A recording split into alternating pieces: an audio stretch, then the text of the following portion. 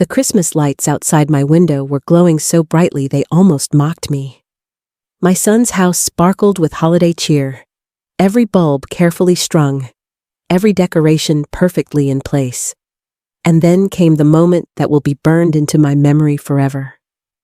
My son standing in the driveway, grinning from ear to ear, handing the keys of a brand new luxury SUV to my daughter-in-law's mother. Not to me. Not to the woman who raised him. To her.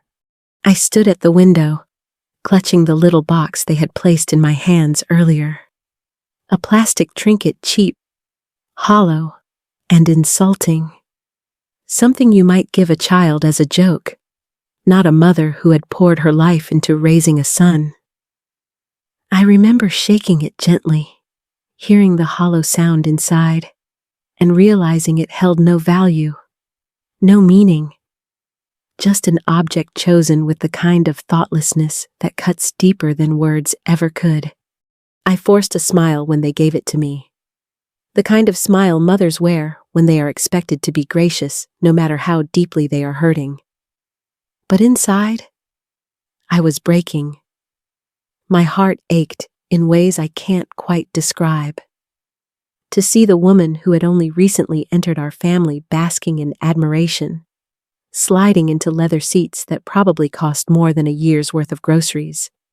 While I stood invisible in the shadows with a meaningless gift in my hands, it felt like a cruel joke. I cooked the Christmas dinner. I spent hours making the house warm and welcoming. I've been the one holding everything together since my husband passed. And yet, when it came time for gratitude, I was worth less than nothing in their eyes. As I stood there in that kitchen, the smell of roasted ham still lingering in the air, I realized something. This wasn't just about a car, or even a gift. This was about being replaced. It was about being forgotten. My son had found someone else to call mom, and in the process, he had pushed me to the edges of my own family. But let me tell you something. That night, as I stood in the silence of my home, surrounded by the echoes of laughter that didn't include me, I knew this wasn't the end. It was only the beginning.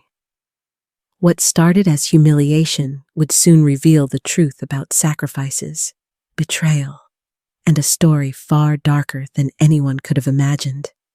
People often see the present moment and forget the years that came before it.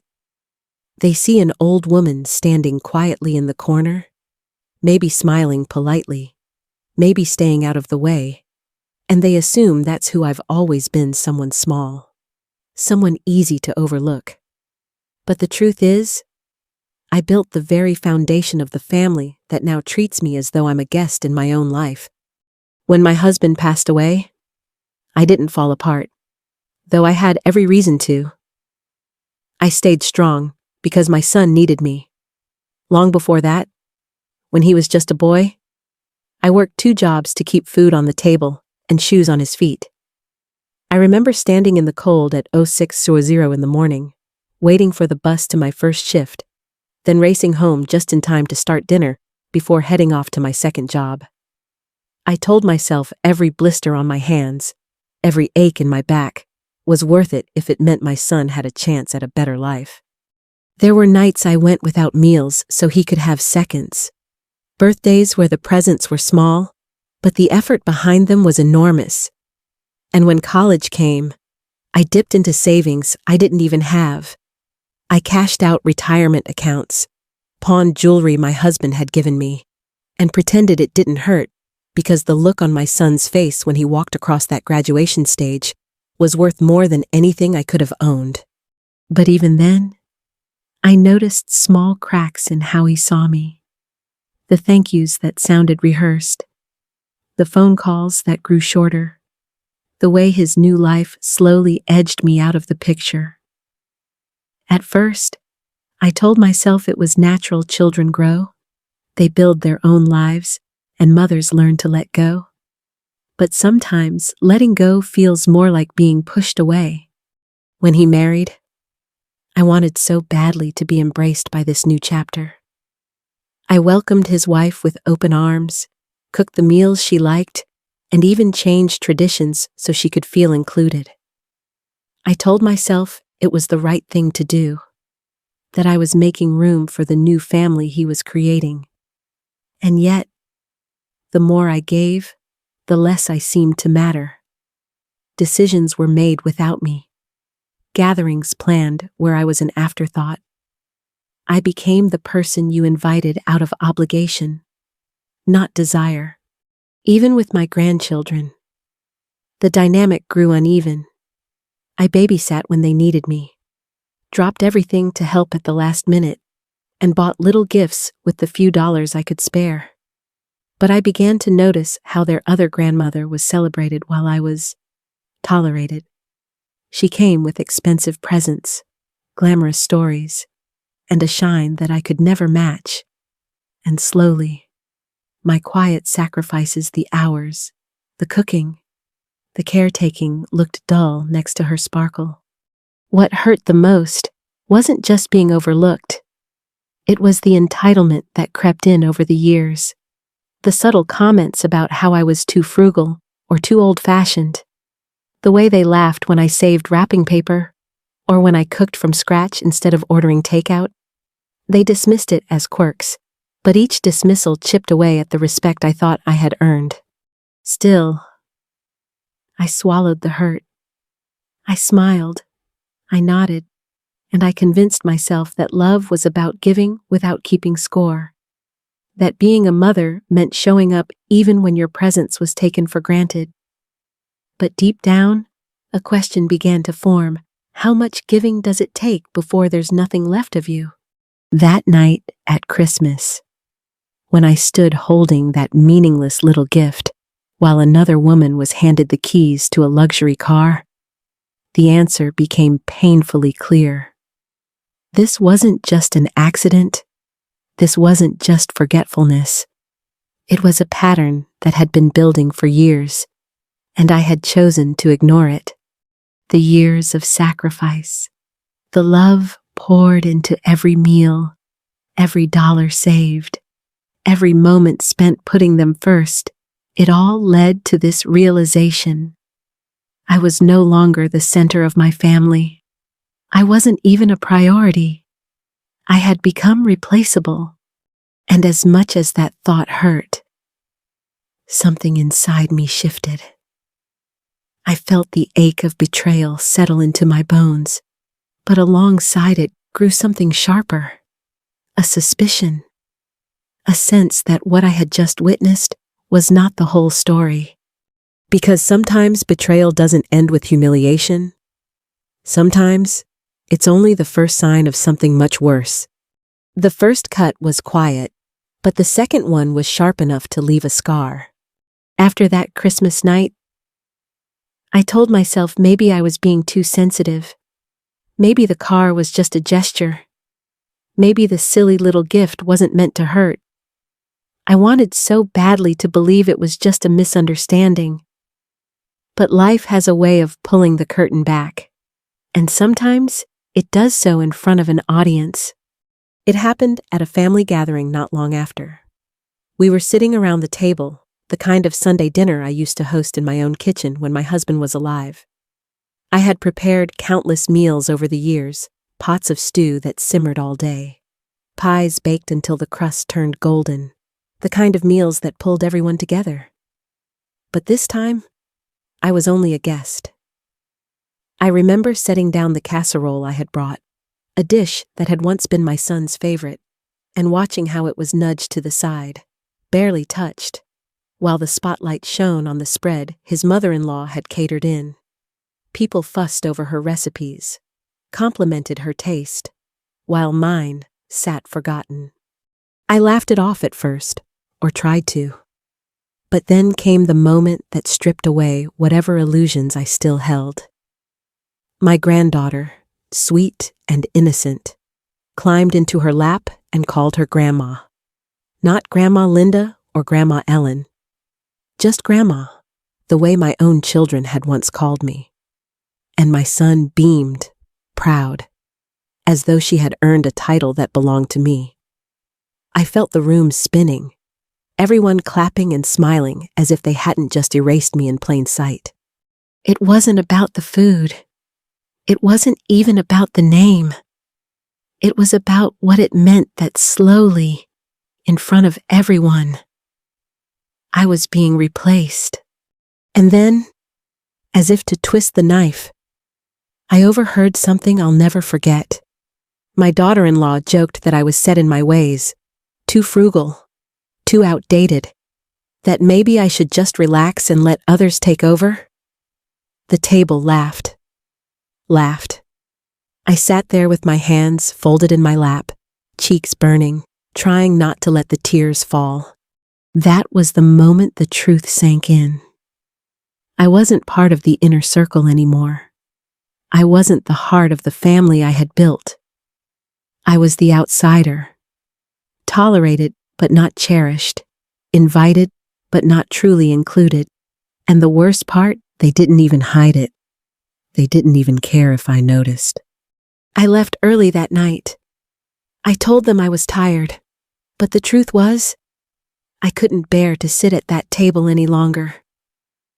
As I drove home, the headlights from passing cars blurred through my tears. The humiliation burned hot in my chest, but beneath it, something colder began to form. Because humiliation is one thing, betrayal is another. And when you start to piece together the little slips, the jokes at your expense, the way finances get shuffled, the way documents appear and disappear, you start to wonder if the disrespect runs deeper than hurt feelings. That night, as I sat alone in the quiet of my house, I realized the pain had sharpened into something else. Suspicion. A sense that what I was experiencing wasn't just carelessness or thoughtlessness. It felt deliberate, calculated. And once suspicion takes root, it doesn't let go. It makes you start watching, listening, noticing things you once ignored. That was the night I stopped telling myself I was imagining it. That was the night I started preparing to uncover the truth. Suspicion is like a whisper at first soft, easy to ignore, but once it settles in, it grows louder until you can't tune it out anymore. After that dinner, when I felt erased at my own family's table, I couldn't stop noticing the little things that didn't add up. It started with small details. My son suddenly talked about money as if it were no longer tight, even though I knew he and his wife had been struggling. There were new clothes, expensive nights out, and the kind of confidence that doesn't come from saving pennies, it comes from something bigger. I told myself maybe he had gotten a raise at work. But then, when I casually asked, he dodged the question. His eyes shifted, and his answer was too polished, too rehearsed. Then there was the way his wife avoided me whenever finances came up. She'd smile and change the subject, as though I had asked something inappropriate. And Linda, the other grandmother, she seemed too comfortable, too involved. She wasn't just visiting anymore. She was taking an active role in conversations about insurance, property, even my retirement. She would tilt her head, put on that sympathetic smile, and ask questions that went just a little too deep. Questions about my late husband's pension, about my house, about whether I had updated my will. At first, I thought she was just being nosy. But soon, I realized it was more than that she was fishing. The final push came one afternoon when I went to gather some papers from my desk. My folder of important documents looked disturbed, as if someone had gone through them. I brushed it off until I noticed something that made my stomach drop: a copy of my signature on a form I had never signed. It was shaky, imperfect, but close enough that someone who didn't know me might believe it was real. It was tied to my property, my house, the very roof over my head. My hands shook as I traced the lines. Someone had forged my name, and not just on a scrap of paper. This was legal, binding, dangerous. That's when the pieces started snapping into place. The expensive car my son had given Linda, the sudden spending, the strange questions. It wasn't generosity or coincidence. It was strategy. I began to investigate quietly. I checked public records online. My heart pounded as I read words that didn't belong there: power of attorney. My son's name listed as if I had given him control of my finances, my property, my future. I hadn't signed anything of the sort, but there it was, filed, notarized, official. The betrayal stung more deeply than I can put into words. To think that someone I trusted, someone I had raised, was now tied to a scheme that could strip me of everything I had built. It was almost unbearable. But there was something else too. Linda's fingerprints all over it. The careful way she had inserted herself into the family, the sudden closeness, the way she always seemed to be guiding the conversation toward money. It was no longer just disrespect or thoughtlessness. This was a plan, a deliberate, calculated exploitation. I remember sitting at my kitchen table, staring at that forged document, the humiliation of being overlooked at Christmas, the sting of hearing laughter at my expense. All of it suddenly felt like small wounds compared to this. This was not about feelings. This was about survival, about protecting my home, my future, my dignity. Shock gave way to anger, and anger hardened into something else: determination. For years, I had been quiet, the one who smiled and swallowed the hurt, who sacrificed without keeping score. But this was different. This was war disguised as family, and if they thought I was too old, too naive, or too weak to fight back, they were about to learn how wrong they were. Because I had spent a lifetime being underestimated, and this time, I wasn't going to let them win. The moment I realized someone had forged my name, I knew I couldn't simply confront them. A direct fight would have been too easy for them to twist against me. No, if I wanted to protect everything I had worked for, I needed to be smarter. I needed to let them think I was weak, while quietly proving just how wrong they were. So, I started planning, slowly, quietly, patiently. I began by documenting everything, every strange comment, every sudden shift in finances, every unexplained luxury. I kept notes, dates, and even photographs. My kitchen table became my war room, though to anyone else, it looked like nothing more than a cluttered mess of old mail and recipe cards. But in those stacks, I was building a case. I knew that greedy people can't resist showing off. So I gave them opportunities. When Linda started pressing me about my house, about how much it might sell for, I pretended to be confused, but curious. I let her explain things as if she were teaching me, nodding along, playing the part of the grateful, gullible widow. Inside, I was memorizing every word. When my son and his wife dropped hints about estate planning, I asked innocent questions, pretending I didn't understand. I wanted them comfortable, overconfident, thinking they could keep pushing without resistance. And the more comfortable they got, the sloppier they became. Sure enough, the trap worked. Linda grew bold. She started leaving documents around, pages filled with jargon I wasn't supposed to understand. But I read every line. I even copied down numbers and names, then checked them later. That's when I uncovered one of the biggest lies accounts in my name that I had never opened. tied to investments I had never agreed to. The shock of that discovery almost broke me, but I held it in because I realized something important. Her arrogance was going to be her undoing. She thought I was too old, too simple, too trusting to see through her game. She paraded her so-called financial wisdom in front of me, not realizing I was gathering rope for her to hang herself with. I started setting small traps.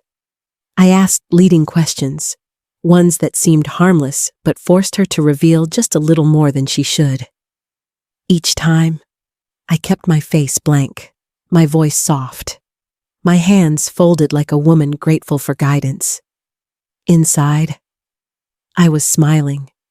The second twist came faster than I expected.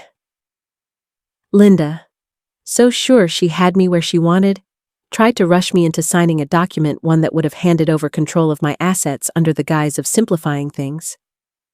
She slid it in casually, like it was just another form, but she made a mistake. She bragged. She told me I was lucky to have family who cared enough to handle such complicated matters for me. In her arrogance, she exposed herself. And in that moment, I knew I had everything I needed. I didn't sign, of course. I tucked the paper away, promised I'd look it over, and watched her leave with that satisfied little smile she always wore when she thought she'd won. But the truth was, she had overplayed her hand. She had shown me exactly what she was after. For the first time in months, I felt a surge of power returning to me. I wasn't just surviving their schemes anymore. I was steering them, guiding them toward the moment they would expose themselves completely. The pieces were in place. I had my evidence. I had my patience. And now, I had their greed working against them. It was time to stop playing defense. The confrontation was coming, and this time, it would be on my terms.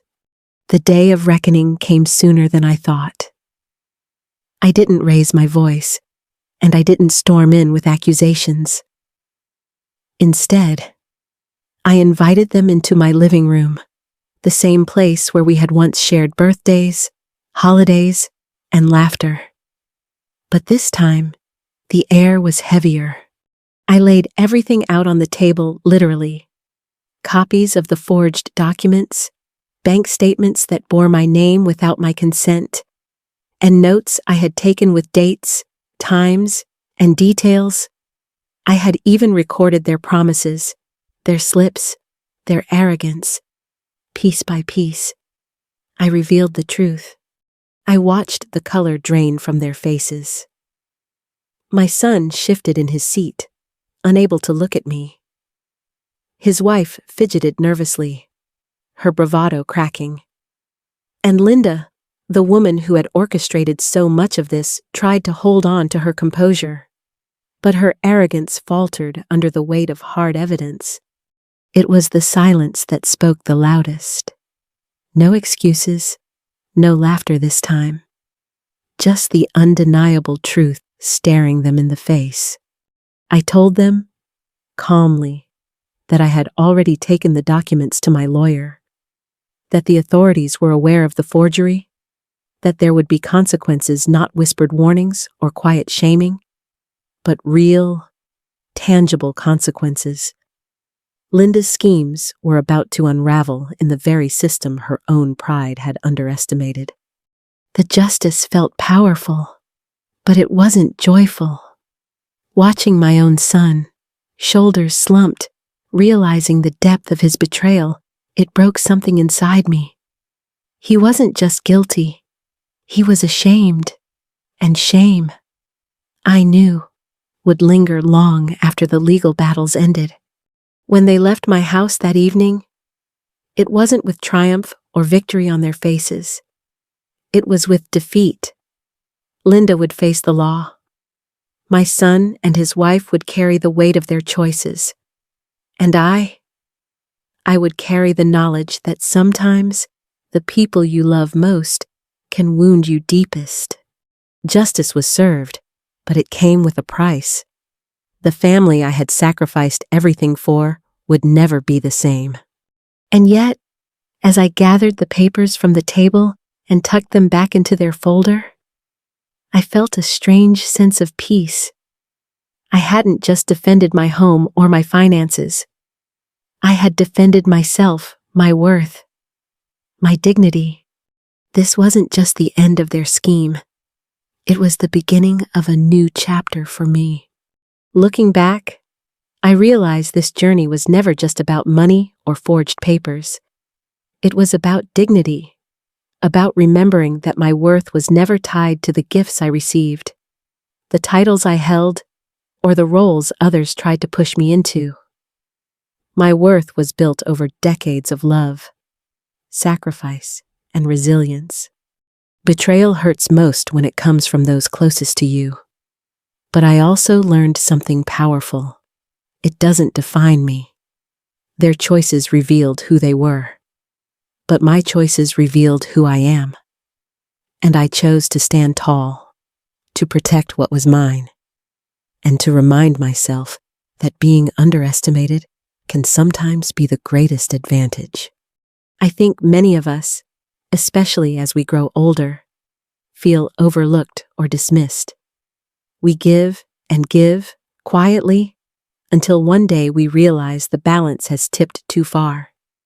But it is never too late to set boundaries, to demand respect, to protect not just what we have, but who we are. What I went through taught me that family isn't defined by blood alone. It's defined by love, loyalty, and respect. Without those, family ties are just empty words. So, if you're listening to this, I hope my story reminds you of your own strength. Don't let anyone make you feel small. Don't let anyone convince you that your sacrifices mean less than they do. And above all, don't be afraid to stand up for yourself, even if it means standing alone. If my story spoke to you, I'd love for you to share your thoughts in the comments. Tell me where you're watching from, or share a moment when you had to protect your own dignity. And if you found meaning in this, please like, share, and subscribe, because our stories matter, and yours does too.